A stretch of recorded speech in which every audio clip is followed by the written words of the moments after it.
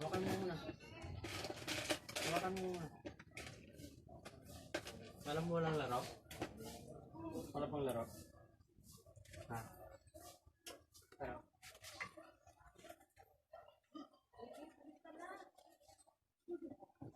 parang tuntang kita yun.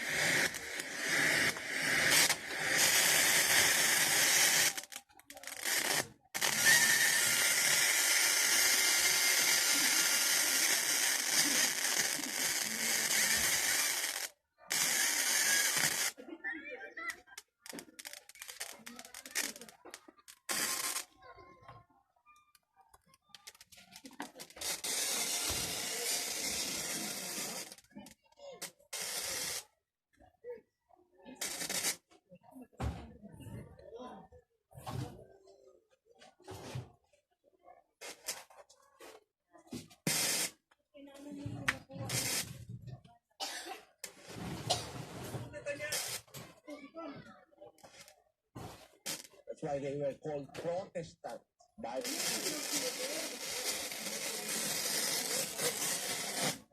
We should not address ourselves as tapos na rin ako, lapag din na rin ito sa mga ano?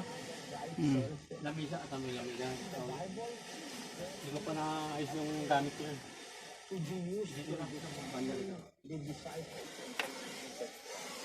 11:26 of the book of Acts it says, And when he had found him, he brought him unto Antioch. And it came to pass that a whole year they assembled themselves with the church and taught much people. And the disciples were called Christians first in Antioch. the disciples are called Christians.